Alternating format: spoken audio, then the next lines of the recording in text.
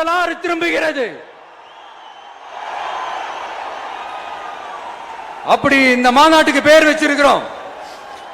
1967 1977 நம்ம தமிழக அரசியல் ஒரு மிகப்பெரிய ஆட்சி அதிகார மாற்றங்கள் ஒண்ணு நடந்துச்சு இல்லையா?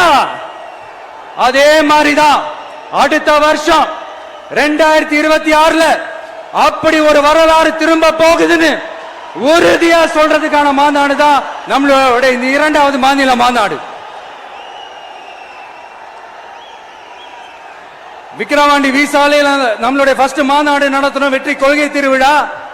அதுக்கப்புறமே நீங்க பார்த்திருப்பீங்க தமிழக அரசியல் அந்த தட்ப வெப்பத்தையே மாத்தினுச்சு. நமக்கு எதிராக எத்தனை குரல்கள். ஆனா உங்களுக்கு தான் நம்மளை பத்தி நல்லா தெரியுமே, எந்த குரலையும் காதலையே போட்டுக்காம மக்களோட குரலை மட்டுமே கேட்டுக்கிட்டு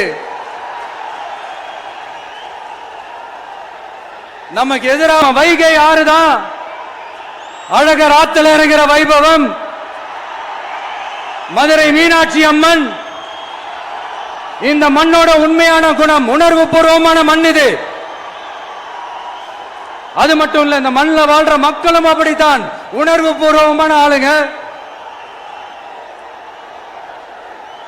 நான் இந்த மண்ணில் கால் எடுத்து வச்ச உடனே ஒரே ஒருத்தரை பத்தி தான் மனசுக்குள்ள ஓடிக்கிட்டே இருந்தது. அவர் யாருன்னு உங்களுக்கும் தெரிஞ்சிருக்கும். சினிமானாலும் சரி அரசியல்னாலும் சரி நமக்கு ரொம்ப ரொம்ப பிடிச்சது புரட்சி தலைவர் எம்ஜிஆர் அவர்கள் தான். அவரோட பழகிறதுக்கு எனக்கு வாய்ப்பு கிடைக்கல. ஆனா அவரை மாதிரியே குணம் கொண்ட என்னுடைய அண்ணன் புரட்சி கலைஞர் கேப்டன் விஜயகாந்த் அவர்களோட பழகிறதுக்கு எனக்கு நிறையவே வாய்ப்பு கிடைச்சது. அவரும் இந்த மதுரை மண்ணை சேர்ந்தவர் தானே, அவரை மறக்க முடியுமா?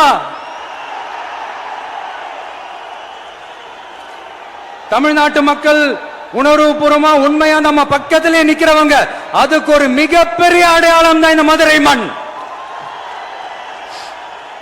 நம்ம தமிழக வெற்றி கழகம் கையில் எடுத்திருக்கிற அரசியலும் அப்படித்தான். உண்மையான அரசியல், உணர்வு பூர்வமான அரசியல், நல்ல அரசியல், நல்லவங்களுக்கான அரசியல், நாட்டு மக்களுக்கான அரசியல், நல்லது மட்டுமே செய்கிற அரசியல்.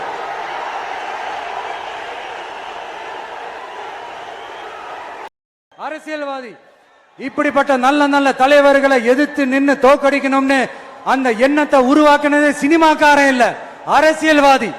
அதனால எல்லா அரசியல்வாதியும் அறிவாளியும் கிடையாது, எல்லா சினிமாக்காரனும் முட்டாளும் கிடையாது. கான்பிடண்டா இருங்க, நல்லதே நடக்கும், வெற்றி நிச்சயம். மீண்டும் சந்திக்கும் வரை நன்றி, வணக்கம்.